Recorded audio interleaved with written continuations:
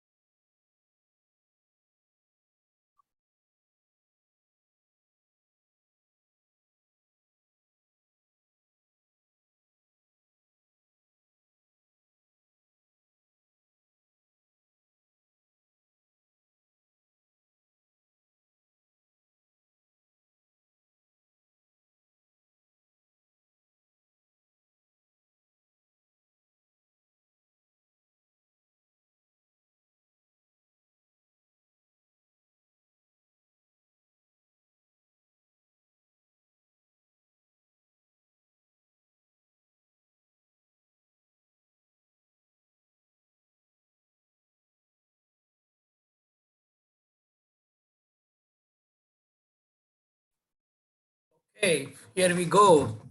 So once again, good morning, good evening to all the audience and webinar attendees for joining us today on this PMI UAE chapter webinar. I am Anshul Chaube and I'm your moderator today for this particular webinar. And we are going to cover the topic strategic project management today. So I'm joined by my colleague at the back end, Olimu Jones, who is handling all the magic work behind this webinar.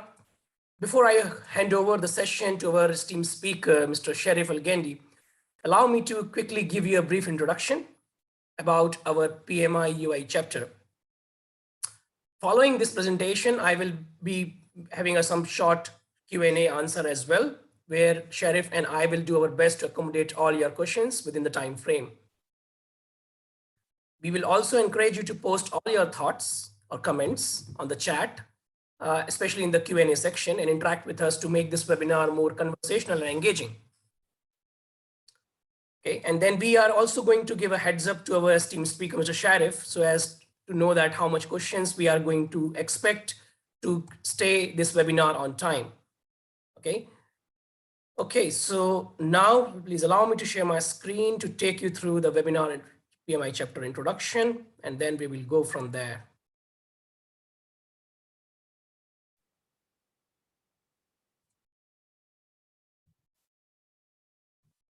Okay, fine. So let's begin. Today's webinar is about who we are and what we are going to do. So of course, we are the world leader and we work on your behalf to advance the project management as a profession worldwide as a part of the PMI community. PMI UAE chapter is basically our country's chapter, which is of course the US-based Project Management Institute, 100% run by volunteers. Proud to be in the top 5 of the chapters globally in terms of members, and we are growing day by day.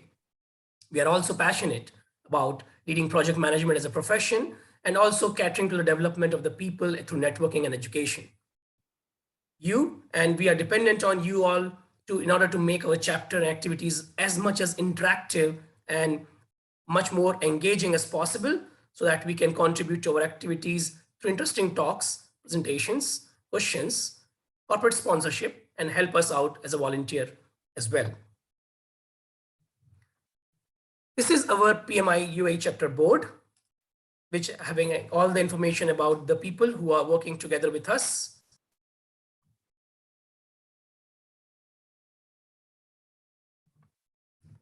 Also, we offer new and enhanced benefits in terms of networking, learning and knowledge sharing, career growth, and events. This webinar in which we are all participating today is the part of diversified webinar pillar of the event section. Here are a few of our collaboration partners who help us with the sponsorship as well as providing us with the great speakers like one we have today.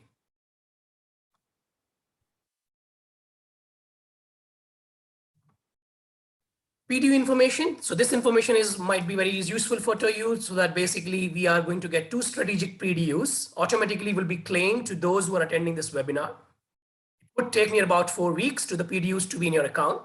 So you don't need to claim it yourself. Please note, kindly be engaged with the panelists through the Q&A section and for any general chats. Note the PDUs will not be awarded to the people who are leaving the screen online and doing something else. So if you don't receive any PDU by any chance in your account, please send us an email into info@pmiua.org. To find out more about upcoming events, visit our webinar and the website at www.pmiua.org, and also feel free to follow us in any of these social media channels to have the more information and engagement opportunities. So that is the information I want to share you about our organization and our chapter. Now, before I go ahead, let me introduce to our esteemed speaker, Mr. Sherif. Mr. Sherif Elgendy is characterized as a far-sighted strategist, tactician, and progressively managing business excellence through several operational consolidations and restructures.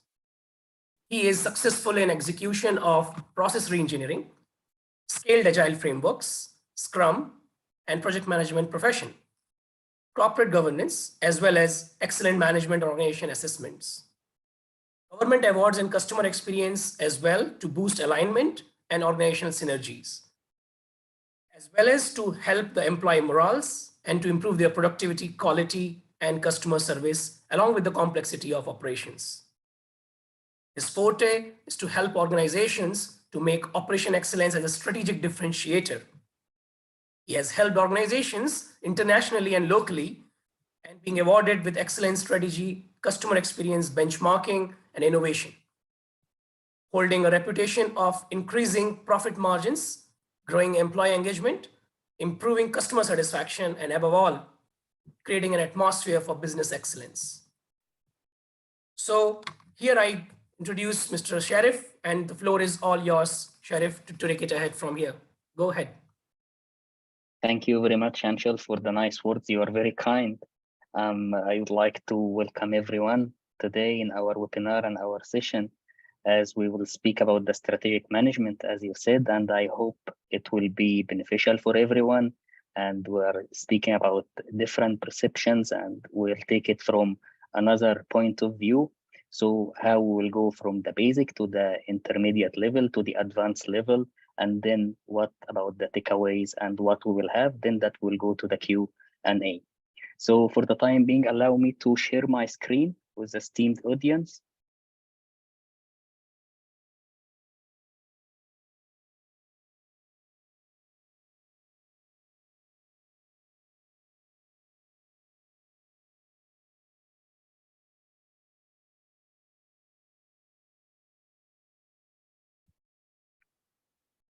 Well, here we go.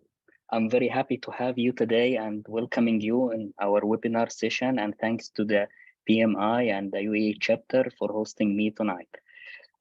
About me in brief, I'm organizational leader, has an experience over 15 years translating and designing the strategies into award-winning strategies. I'm certified from Scrum, PMP, IBM, Google, SAFe, and I had many awards in my career and professional certifications, and I was lucky to work with the leaders and the Crown Prince and their highnesses and the government, either in the UAE or in the MENA region, GCC, and globally. So what about our agenda for the day? That we will go for introduction for the strategic management, then about the strategic thinking, the strategic management basics. Then we'll speak about the VMV statement, the balance scorecard, strategic maps, OKRs. Then we will go to the intermediate level, which is the environmental situation analysis, where we will speak about the organizational culture analysis, SWOT analysis, and the strategies. Ending with implementing the strategy, bits and pieces, tips, and then the checklist and conclusions. And by the end of the slides, I leave you with the reference if you'd like to go for the source and referencing. Starting, I would like to start with a quote. Strategic management is defined as a process that centers around forming and implementing strategies in companies. I would like to start from your point of view. I need to ask a question. What comes first, strategy or tactics? If you think a little bit, you got it. The answer is like what you think. Strategy always comes first. That's why strategies make time and be created based on research and careful planning to achieve long-term vision. This means the strategies can be changed, but not lightly or easy. However, tactics, on the other hand, can be easily adjusted to correct the course in action. Then, when we will go, you will find in the definition, the strategy is a special plan made to achieve a market position and to reach organizational goals and objectives. However, policy refers to a set of rules made by the organization for rational decision making. That's why many people have confusion regarding the two terms, as they are not alike. So, what about the definition of tactics? While the strategy is the action plan, takes you where you want to go, the tactics are the individual steps and the actions that will get you there. In a business context, we can say this means the specific actions for the teams take to implement the initiatives outlined in the strategy. So the strategy is a concept and the strategic management is the implementation of said strategy or the art of making it happen. Going to the strategic thinking. When we go to the strategic thinking, that as all of you may know, and when I work with my client, I refer to the strategy as a game. It's a game plan. Imagine yourself playing chess. When you are chosen to achieve the organizational objective, gain customers' trust, attain competitive advantage, and acquire market position. It's a combination of well-thought intent and actions which lead organization towards the desired position. It's unified and integrated plan made to achieve the basic objectives of the organization. Like, you can think about effectiveness, you can think about handling events and problems, taking advantage of opportunities, full resource utilization, and coping with the threats. So if we have look at the slide, we will concentrate on the big picture and the common sense, then the ideas and people, networking, and corporate goals. Simply, strategic thinking is competitive, extroverted, skill-based, and long-term. When we will go for the development phases of the strategy, what I do and what I advise my clients and the organizations to think about the following. Here, the major difference between the strategy and the policy. Most of the organization, they are confused and they mix between both. And we can know about the differences. The strategy is the best plan opted from several plans in order to achieve the organizational goals and objectives, while the policy is a set of a common rules and regulation which forms base to take day-to-day decisions. The strategy is a plan of action while the policy is a principle of action. Strategies can be modified as per the situation, so they are dynamic in nature, while policies uniform in nature. Strategies are associated with the organizational moves, decisions for the situations and conditions which are not encountered or experienced early. However, policies define the rules for the routine activities in the organization which are repetitive in nature. Strategies are concentrated towards actions, where policies are decision-oriented. Then, The top management always frames strategies, but sub-strategies are formulated and the middle level is doing it in a contrast to the policy. They are in general made by the top management.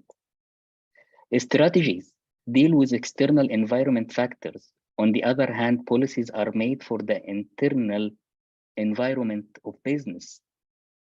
Strategies often contain methodologies, as all of us know, used to achieve and set the goals and achieve the targets, in contrast to the policies, which determine what is to be done, what should not be done in specific circumstances.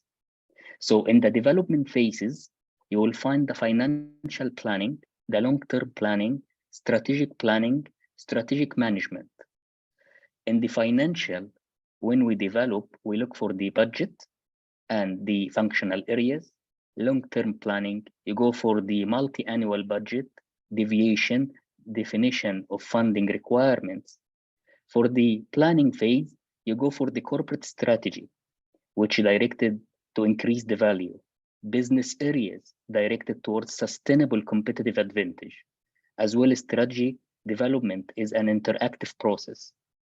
And when we go to the management, vision and leadership consider clearly defined strategies framework, as we said before, a large capacity to think strategically, supported the management procedure, conductive value system, and corporate culture. This about the strategy. We're still in the strategic thinking and we are about to sail to another level. Here you can imagine with me in a data viz, the simple model of strategic management. We start from the strategic planning, which is defined by strategic objectives. Strategic objectives goes to be translated by the analysis and the forecast, corporate analysis, environmental analysis, then cascaded to defining the strategy, where we consider implementing strategy, behavioral implementation, factual implementation. Then we control. If we imagine the whole company is A, we cascade it to the divisions B, and then the functional area C. That take us to the strategic management. And here that will start to speak basics. When we speak, as all of you may know, the difference between strategy and policy is a little complicated because policies comes under strategy. Apart from that, policies are made to support strategies in several ways. For example, accomplishing organizational goals and securing advantageous positions in the market. Both are made by the top management as well as made after a deep dive analysis. So in the basics, when we are understanding the strategic management, we focus on company's development, company success, external and internal focus, in addition to the successful potential and broader perspectives and company's position in the market. So this the basics which is forming for us the upcoming categories. If you imagine the framework that we have, which is about strategy, structure, and system, it's becoming more interesting as we are now diving into strategic management. Based on my experience with the clients and organization, when leading their projects, running deep dive gap analysis, I find them confused. When asking them, what are the key features of strategy and tactics they follow? For the tactics, this need to be identified to know about the character of the organization and its philosophy. But answer is not always right. There is a confusion. But here you go.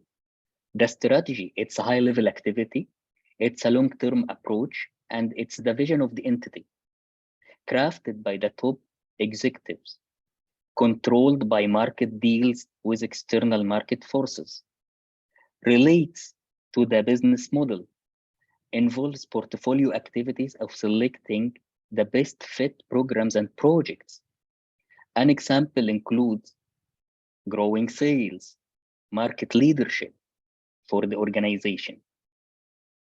Looks at hunting for the new tools like operation project management model and balance scorecard are applicable as well. While the tactics, it's lower level activity, short-term approach, and it's the mission of the entity deployed by operational project managers, controlled by factor within the organization, deal with internal organizational forces, relates to the organizational objective, involves measures taken effectively in managing projects or operations, improving worker satisfaction, and now we have the happiness and the quality of life and well-being, and reducing cost, concentrated with perfecting the present, and using tools like Lean and Six Sigmas as well were applicable for the organization. So for the system, you will find we need a coordination. To go to the strategy, we need management. And then we need another coordination for the structures. Coming next for the levels of management. Where we link the pyramid, the vision, you will find it is a narrative management, which asking where. And then when we will go cascading it down to the strategy, strategic management, it's about the how. Operational management reflects the what during the implementation phase. Strategy defines what and why. Strategy is the intent, determines what needs to be done and why by questioning its effectiveness.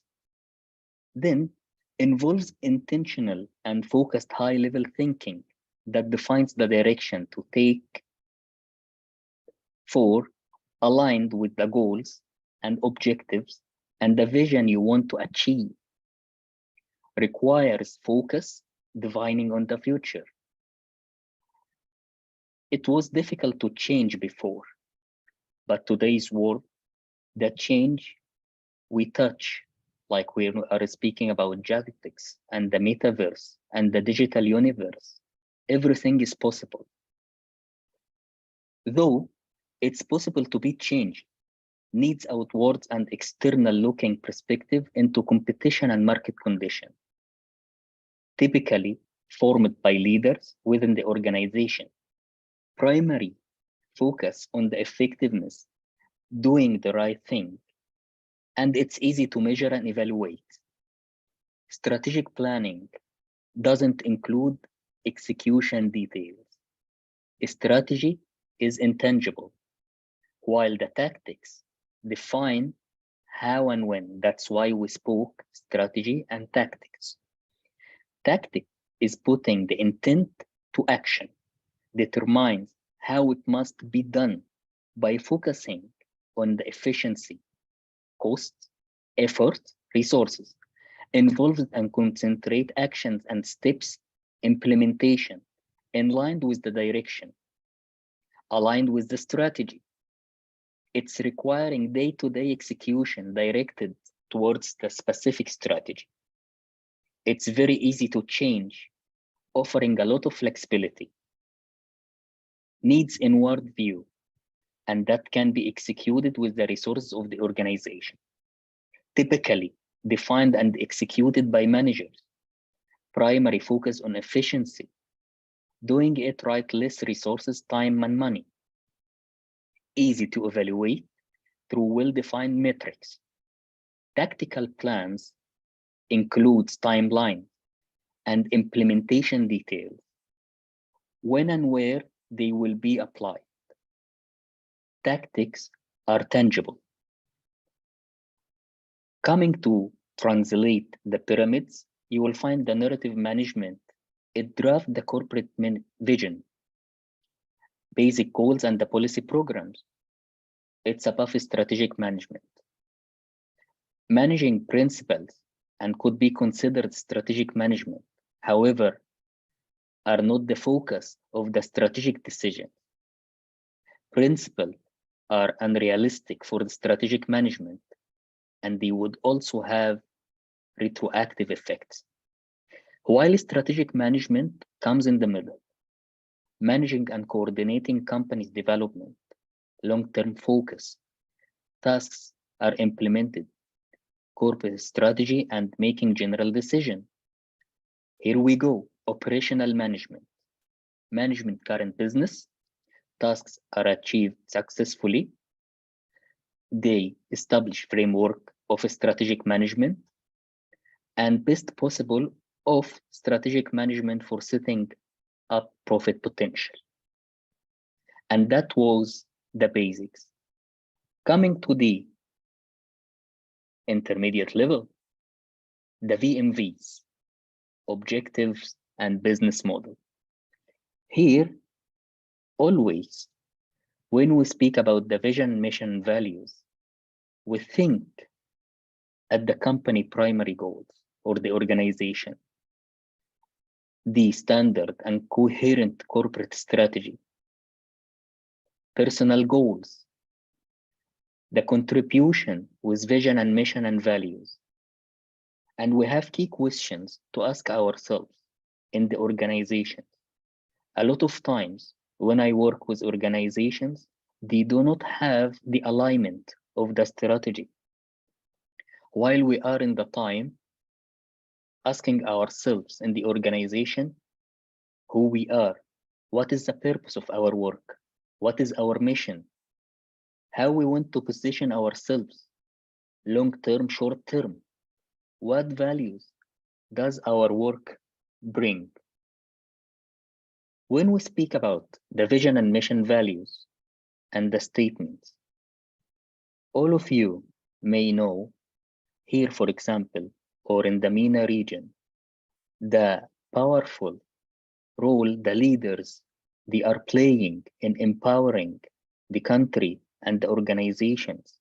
Now, we'll find, for example, UAE, they have government excellence model, and they are sharing it with different countries, trying to spread the culture of excellence, and they are focusing on the new vision 2071, and we are going to Mars with a probe. Look at the organizations. For example, you will find Dubai Police, you will find Roads and Transportation Authority, you will find DIWA, you will find municipalities. You will find a lot of organizations on the federal and the local levels. They are participating in the community and they are going beyond the why. For example, the competitiveness and the indicators. Think about it. Benchmarking. You will find, for example, if you go and visit the websites of the organizations and the entities which are providing services, you will find every single step at your finger. You don't need to visit anymore the offices, happiness centers. You can run everything through the applications, the smart services. And now we are turning from the Internet of Things to the Internet of a place.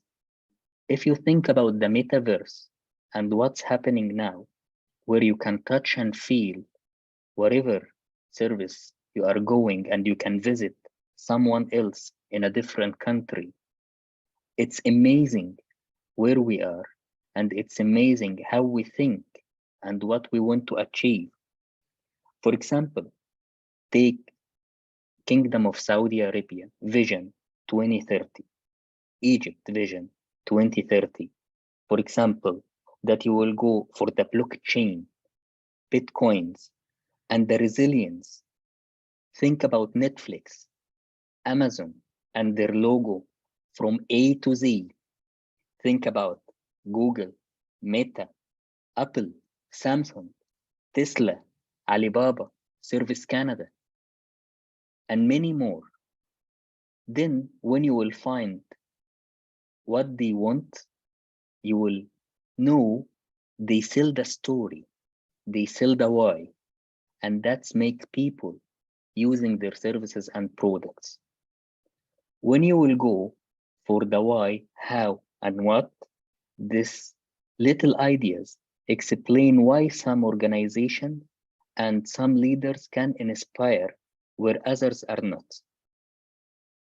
Every single person, every single organization knows what they do 100%. If you ask your colleague, if you are asking the customer, they know what you are doing.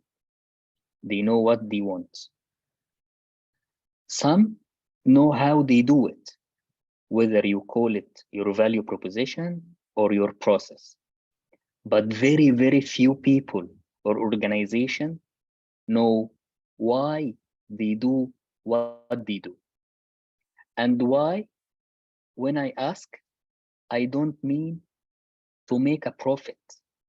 That's a result. It's always a result. By why, I mean what is your purpose? What is your cause? What is your belief? Why does your organization exist? Why do you get out of bed every morning and going to work?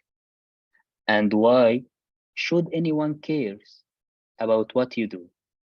As a result, the way we think, we act, the way we communicate about the why and how and what, we communicated from the outside inside, while we go from the clearest thing to the fuzziest thing. But the inspired leaders and inspired organization, regardless of their size, regardless of their industry, all think, act, align, prepare, and communicate from the inside out. That's why people they are using your products and services and writing their feedbacks. And you have the reviews from 1 star to 5 stars. It's all about the story behind what you do. If you are going to have a journey as a tourist in another country, you ask yourself why I'm visiting this country and about the history, the attractions, or what I will do. You will find yourself buying souvenirs, for example, because of the history and why and the story behind it. So when we are going for the approach, we need to align and prepare and communicate in out, not out in.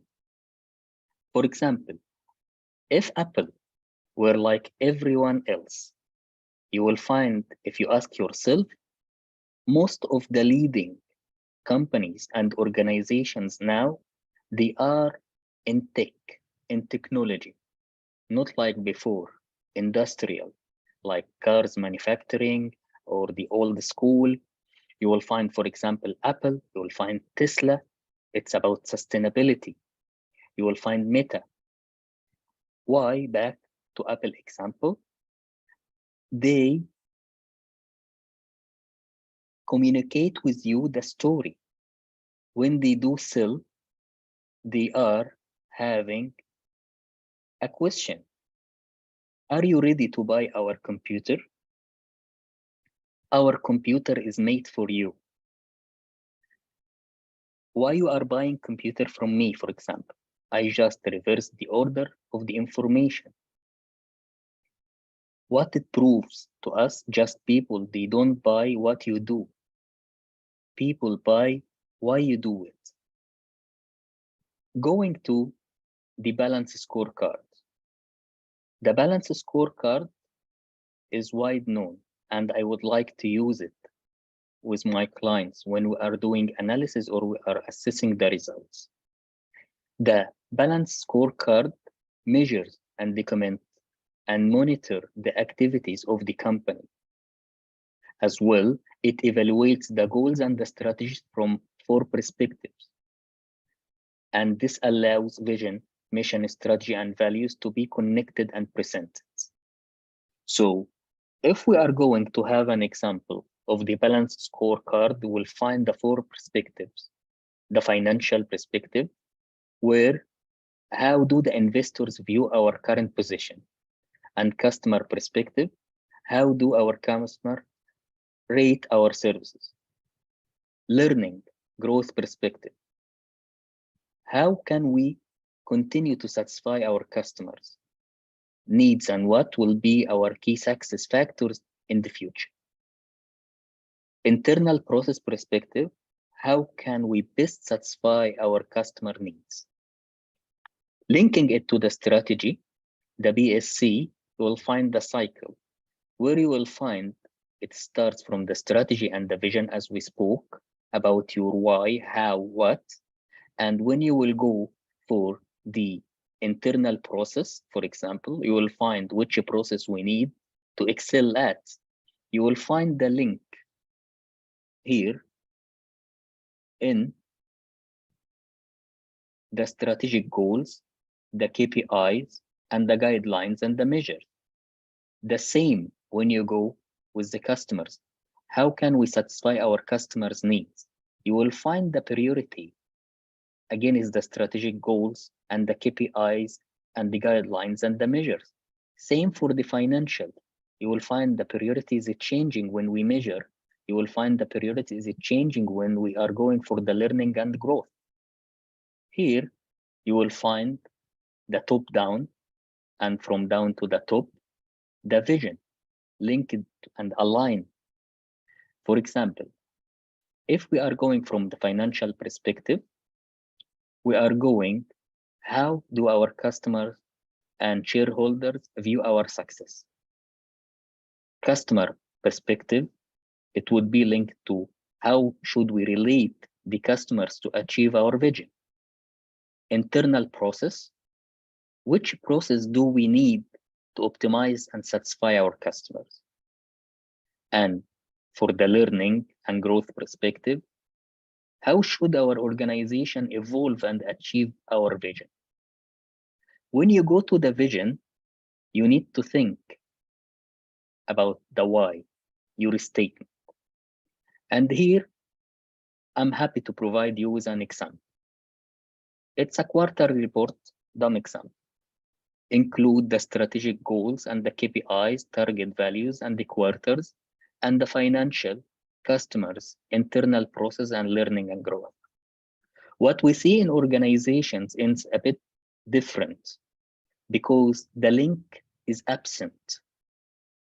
Some of them, they are good in linking it based on their understanding of the model they are using or the tool they are using, and others, they are using it only to measure. For example, if we speak about the strategic goals linked to the financial, we'll speak about the return of investment, increase the revenue, increase the revenue per customer, and improve the financial performance. And then we link it to the KPI, return on capital, and the average revenue per customer increase over the previous year, and economic value. If we are going, for example, linking it with the customers, you will find we are increasing percentage of new customers. This link it to the KPI percentage of orders from new customers. Increase customer satisfaction. We link it to percentage of the positive customers review. Then we improve referral rates, percentage of customer referrals, increase of customer loyalty, purchasing frequently KPI. Internal process would be linked to reduce the waiting time and the average waiting time daily. Some organizations, or most of the organizations, they have the Qmatic system and they have many methods to assess the timing and the services. And now everything became in the automation. Accelerate the process, require lead time per order. For example, we give it like 3 days. Minimize lost sales rate. We can give it a KPI, lost sales rate. Improve productivity and production quality. We increase or we assess the rejection rate.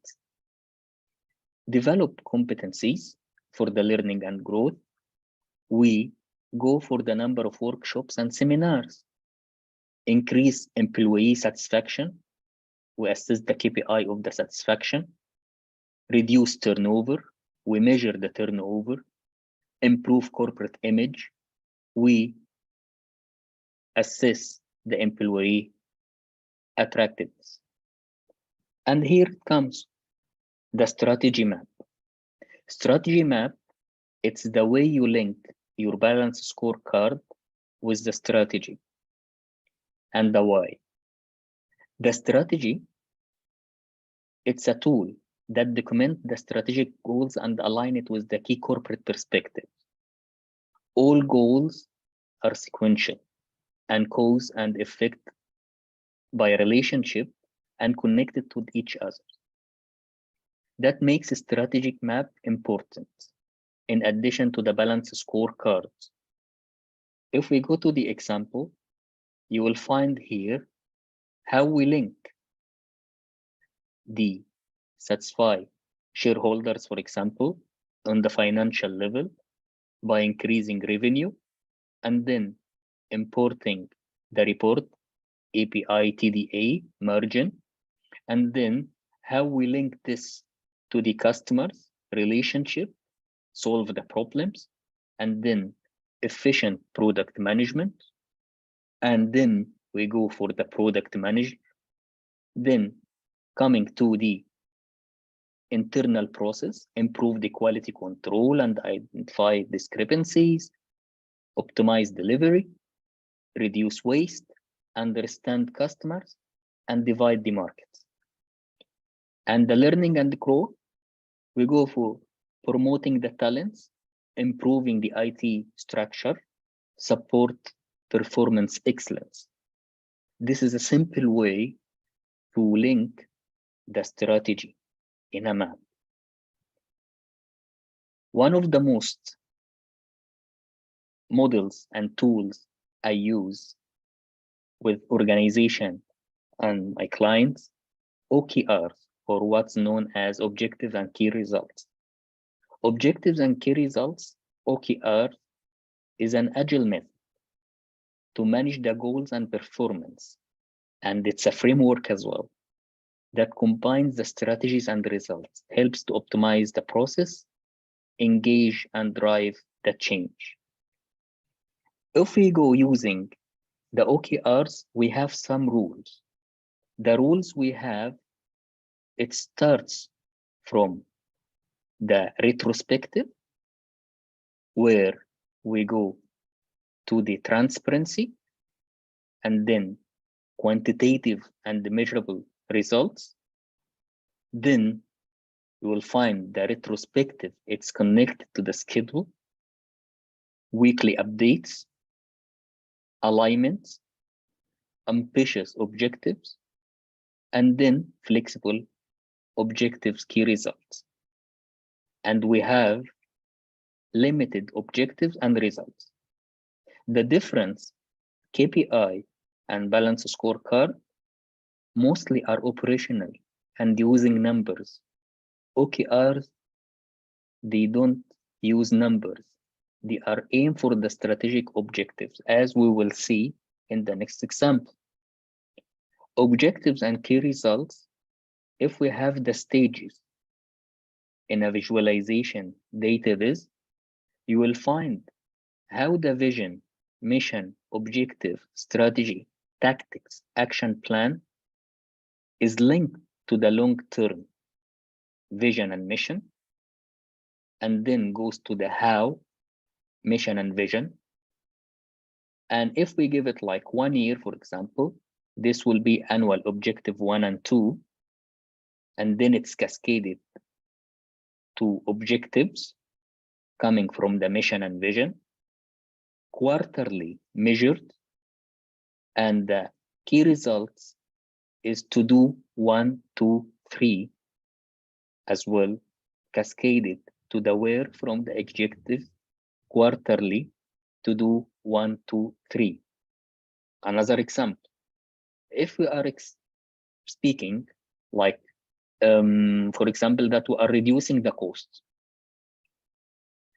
So how it will be in classic objective cascade? Reduce the cost all the time, and it will be cascaded from the management to the department, to the team, to the employee. How we translate the objective? By reduce the logistic cost, and then reduce the production cost, and then reduce transportation cost, training for energy and efficient driving, for example. And this is the action level. Goes to another example, where we will go to a table 4, where you will find department, leader, objective, key result, and the targets. Here you will find, for example, the management, the CEO objective is to achieve financial sustainability, and the key result, positive net earning. Cascaded to the marketing, you will find sustained sales channel growth, and for example, 500 leads from newsletters. Then you will go to the sales, which of course goes to the growth and sales and double revenue.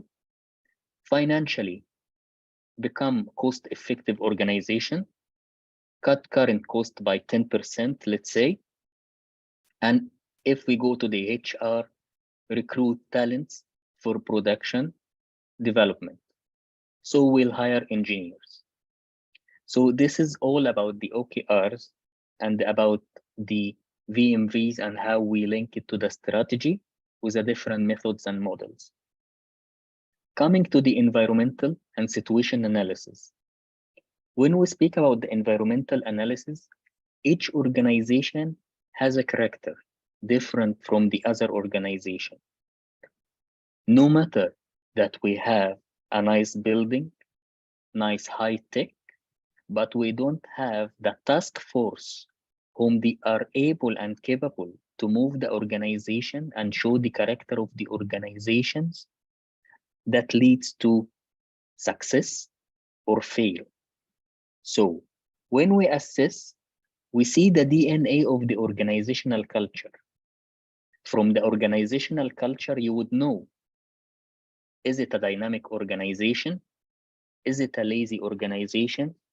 The leaders are brave, can take decisions and make the change, willing to change, or opposite is right. If we speak about the organizational culture, an organizational culture analysis is detailed analysis of the company values and norms. And now we are speaking about what after COVID and the new normal and the new norm and employees' expectation towards it. Healthy organizational culture plays an important role in a successful company. For example, we are using surveys as a simplest method and walkabouts, the strengths and weaknesses of the organizational culture can be analyzed and if necessary modified. How we do this? We do this by 4 steps. We survey the current state of the culture. Then we analyze the strategies and the weaknesses. Thirdly, we determine what needs to be done. And then we implement and we measure and we have the corrective actions. In another way, you will find the organizational culture analysis as the y-axis and the x-axis. You will find the corporate alignment. Here, internal and external, low, high. Is it willing to change or no? If you measure and link the mission, which is the strategic direction, goals, vision, consistency internally, the core values and concepts, and coordinate and integrate, adaptability of the organization, they are willing to change, focus on customers, learning organization or no, employee involvement, integrated, focus on term, develop skill. When you measure this, and it comes in a shape or in a form of a radar, this radar includes all what we spoke about in the quadrant. And again, is the external focus. You will know the organization is flexible or stable or willing to change. And that's what I use with my clients. Coming to the SWOT analysis, one of the very popular and easy tools that we are using and all we know about it. The SWOT analysis examines the internal and external factors and relate to each other. Strengths, weaknesses, opportunities, and threats. Here, SWOT analysis, as all we know, in the 4 circles, we're going to situation analysis. When we go to the situation analysis, we assess the internal factors, external factors. With SWOT analysis, we know the opportunities and threats. We know the strengths and the weaknesses. After the SWOT analysis, most of the time, the alignment and the strategic alignment is absent in the organization. So we use a part of the SWOT analysis and we use it as a whole. When we use it as a whole, we need to add something we call it SWOT strategy. SWOT strategies, it's about what it provides and recommended strategies to be in action. Integrated view of internal and external influencing factors. For example, when we are using the SWOT strategies, we use the matrix. When the matrix has opportunities and threats, strengths and weaknesses, we'll go for the strategies. We'll find, for example, capitalize on the opportunities by leveraging the company's strengths, expansions and investments, make use of trends through the extending resource and the existing resource. While when we go to threats, we link it to the strategies, leverage the strengths to the offset or mitigate external threats. Then use partnerships to influence the external conditions. When we are going for the weaknesses strategy, we will find minimize the company weakness to take advantage of the opportunities. For example, cut back the red tape as a weaknesses to be able to react more quickly and market opportunities. And what we mean here, if we are willing to change, we don't go for the routine and bureaucracy. We need to move. Strategies minimize the weaknesses and reduce the threats, develop divestment strategies. In a visual form, we can link the vision with implement strategy, corporate culture, while we are monitoring the KPIs and developing a strategy. This, the effect where the risk and opportunities, external success factors, competencies, strengths and weaknesses, including internal analysis and external analysis. If we go to the strategy map, we'll find it's linked to the balance scorecard for perspectives. For example, if we take satisfy stakeholder, you will find here it's connected to the increasing revenue and improving the margin, while each of them linked to the customer relationship and efficient product management, product manager. On the internal process, we still improve quality control, identifying discrepancies, optimize delivery, reduce waste, while we still understand the customers and divide the markets. Learning and growth, support and performance excellence, improve IT structure, promote our talents. When we are implementing a strategy, we need to take actions for implementing a strategy. When we are taking action, the requirement for implementing it introduced as an implementation phase by adjusting structures and systems to the targeted strategy so the company resource distributed according to the strategic priorities. We need to inform employees of the strategy and motivate them to work towards it. Finally, we need to implement and monitor the success of implemented strategy. And we have tasks to remember. 8 tasks: designing the organizational culture, allocating resource and budget, introducing policies, giving instructions, dividing constant process change, installing communication and information systems, designing strategies, focus initiative and incentive systems, creating a work environment, organizational culture that support the strategy, which is very important, building leadership skills to promote and implement the strategy.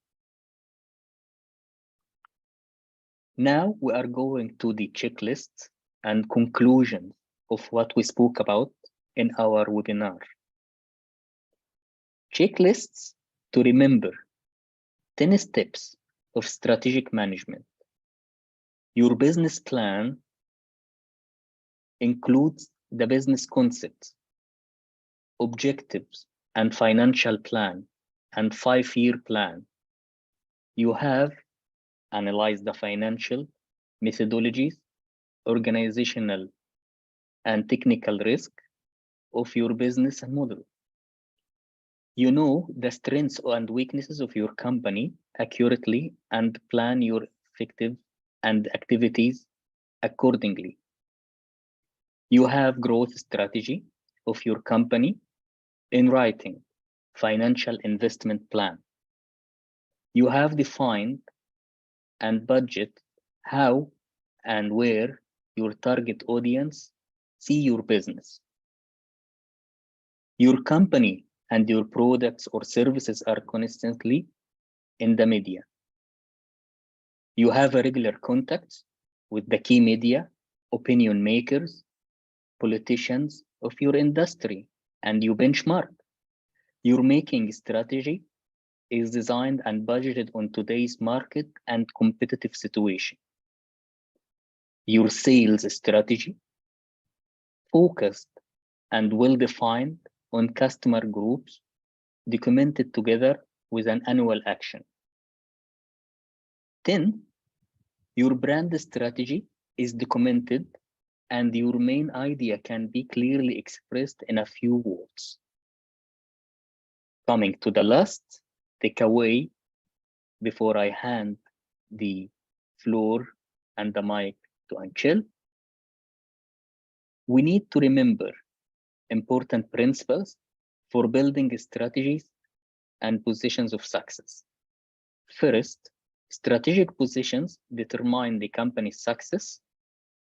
Second, only when divisions, corporate can strong strategic positions be built. 3, establishment of these positions occurs by allocating resources. 4, structuring these positions takes time. We need to be patient. Only few positions can be set up simultaneously, each requiring a significant use of resource. Preserving already established strategic positions requires care. And by this, I'm ending my webinar, and I hope you did enjoy, and thank you for your attendance and for listening, and I'm happy to help any one of you and be in contact with you whenever you are in need for my advice. Thank you very much. And now we are going to chill, and I will stop sharing the presentation. Thank you. Thank you, Sharif. Thank you so much Thank for you. your Thank efforts so you. far. It was really lovely to hear you out, and that was really a lot of information coming with the comprehensive discussion points as well. I think it was a very deep topic which we have touched today, and I think we should definitely conclude it with some kind of quote, which I really think in my mind, like, plans are useless, but planning is indispensable, isn't it? So I think that was a important phrase for us to understand that although we have learned a lot of things, we have a number of questions, Sharif, here lined up with us. But since we are bounded by time constraints, I would definitely recommend you to answer them a bit briefly. Let me start with some audience questions to take that in front of you. Uh, Coming from Harish, so he's mentioning that how and where the risk and mitigation planning sits in the stage when we talk about strategy. Which stage does it really falls into overall? Thank you. It's a very nice question, actually. Risk, if we are speaking about risk, it's in everything and every step, every stage, even in our life. Risk is even when you are driving the car, where you are sitting at your office. Everything has a risk and mitigation. That's as well applied on the strategy. The strategy has a risk, for example, financial risk or task force risk, or you can say whatever you want, or you can name it. The risk and mitigation is always with us. When we are running a strategic plan, we calculate the risk and we have the mitigation. And we have risk factors, and there are many standards to assess the risk. It starts from the ISO standard and how they do assess the risk, strategic risk, financial risk. So we cannot go and forgetting the risk. But our topic today, it's about the strategic management. So I did try to focus on it as a core. While when we are, of course, building a full long-term, short-term, or we are taking decisions, even in our projects, even in the PMI, in the PMP, in SAFE, Scrum, we are always calculating the risk. So risk is exist, and we try to mitigate till we eliminate. Great, good. Thank you so much. Another question from Harish itself, that strategy should be explained or understood to what exact level of hierarchy in the organization structure, and how it can be measured against the improvement. Well, it's a very nice question as well. Well, a strategy should be communicated from the top management and the leaders till the lower grades of the organization. For example, when we are going for the excellence scheme, for example, Muhammad bin Rashid Excellence Award, or the Global Star System for Services, 7 stars, we are having the vision and mission, and we are having the strategic alignment in both of the schemes. For example, executive councils as well, 360 as well, services, that's what we have. So strategy, it needs to be in the DNA of the whole organization, which is reflecting the why this organization exists, why we should deal with this organization, or we use their products or services. As I mentioned before, that we need to ask ourselves about the why. Most of the people, they go for the how and what, which is well known. How to be measured? It's difficult to be measured as a strategy, but the tactics could be measured, as we mentioned earlier, because the strategy nowadays, if you see, for example, in the UAE, the cabinet is changing every couple or 3 years. The strategy in the companies, they are changing as per the market industry, the metaverse and everything, and every tech and high tech, every day we find invention. So we are not able to go by the old school book. We need to be updated, lean organization, flexible to change. So I think there's a connected question, Sharif, there from Mr. Vijayan there. Can we implement a strategic plan within the small teams or the group as a department without organization being the part of the whole strategic management? Is it possible or not? It's not a strategic plan. A strategic plan, this should include all the divisions in the organizations, and they are connected as per each division nature of service, like the financial, the IT, the strategy division, the retail division, for example. So all of them, they need to be aligned with a certain activities and projects measured quarterly, for example, or annually or every 6 months. But what we have on the division level, that we call it policies, methodologies, which defines how we govern this division, for example, and how we assess the performance of that division as per 1, 2, 3, 4. But if we have a strategy in a division that we are now conflicting with the bigger strategy or the big picture of the whole organization. Now we have like two directions, so we need to be aligned. Okay, thank you so much. One other question is coming from Mr. Vineet.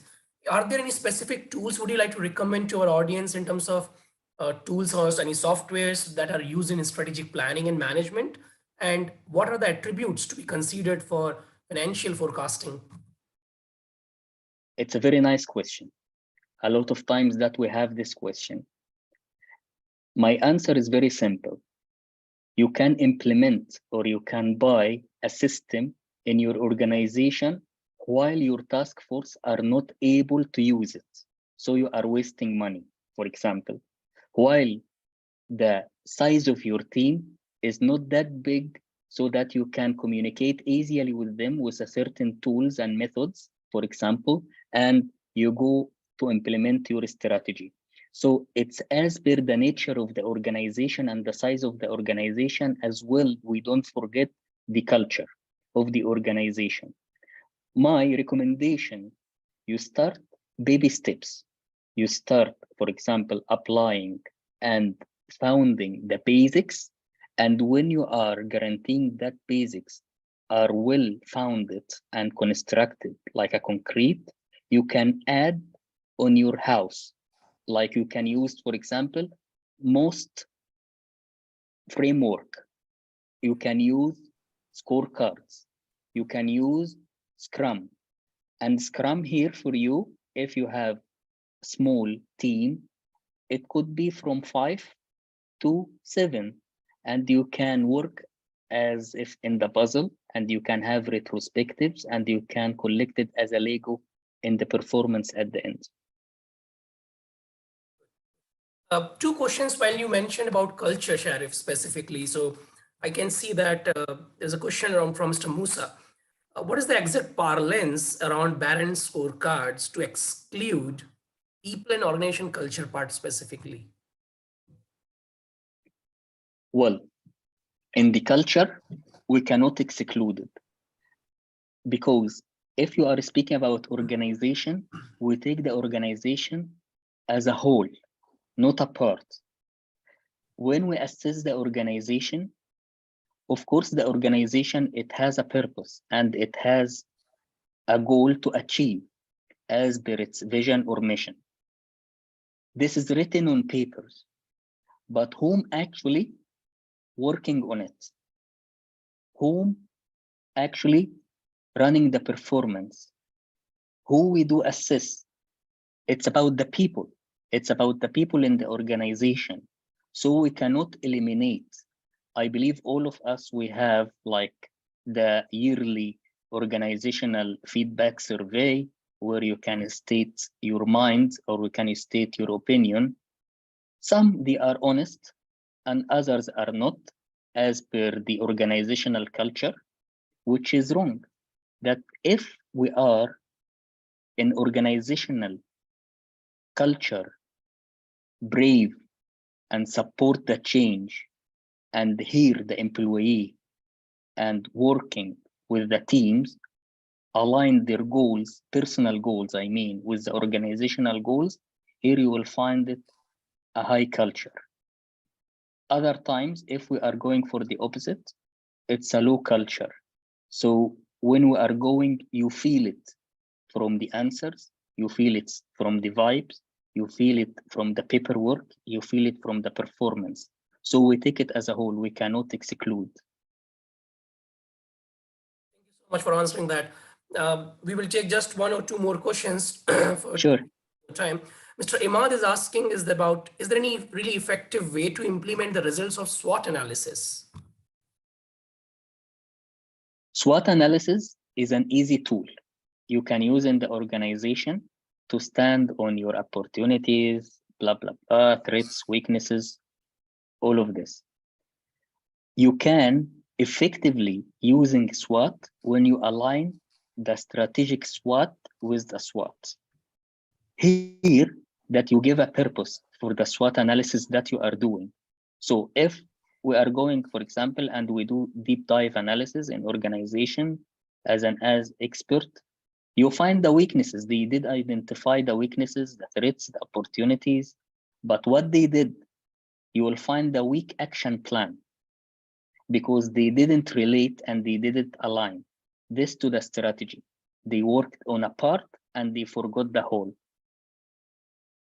Thank you. Thank you so much. I think it was lovely hearing you out of answering those some interesting questions around. I think it was quite insightful to hear you Thank out. you. I'm here to assist and help. Good. So I think before we conclude, I think I would like to conclude with my particular takeaways, which I was hearing from you in the past 1 hour. I think basically what you mentioned is that very interestingly, that how the mission and the values is quite penetrative in terms of thought provocation of the company, that why shall we communicate the story of why we exist and why we exist as a company, and then overall why we exist as a department in the underneath layer there. Why shall we, our employees, need to get beyond the work to go and then do their part of the contribution, just not going for their paychecks, right? That was very interesting aspect about what you mentioned to me. And I think the four pillars as well from the balanced scorecard, how they link back to the overall strategy execution and success. I think that was a very good takeaway for me as well. Thank you so much, Sherif, for giving us those insightful nuggets. So before we end this session, we would like to invite you for another webinar on 13th, on this 26th of October, basically now. And our speaker would be Mr. Mark, who will be taking us through another interesting topic, name as importance of self-mastery and its application in building relationships and influence. So I think that is quite interesting enough that because we are talking about fundamental emotional things as well, how to implement it in terms of real influencing skills as well. So please join us in the next webinar session. You may visit our events page of PMI UI website to register as well. And then I cannot conclude the session without a good shout out to our friends in the marketing team who are really responsible for posting all this relevant information to all our social media and to keep you all updated and informed. And as well, before we close it tonight, I would like to thank you all for your kind attendance, staying back with us, and your participation through questions and answers. We would not say good night without saying thank you to rest of the PMI UAE chapter team and the volunteers who have been always behind successful webinars like this. And that includes our colleagues from membership, outreach, volunteering, finance, and governance. And until our next webinar, together with my colleague behind the cameras, Olimud, and our director of events, Ms. Rosanna, this is Anchal, wishing you all pleasant evening and day ahead. Thank you so much. Stay blessed. Thank you very much. Stay strong, stay safe, and good night. Saying my final hi and goodbye. Sherif, thank you. Thank you, Pleasure to have Irene. you. Bye-bye. Happy to be among. Thank you. Thank you. Bye-bye. Thank you very much. Bye-bye.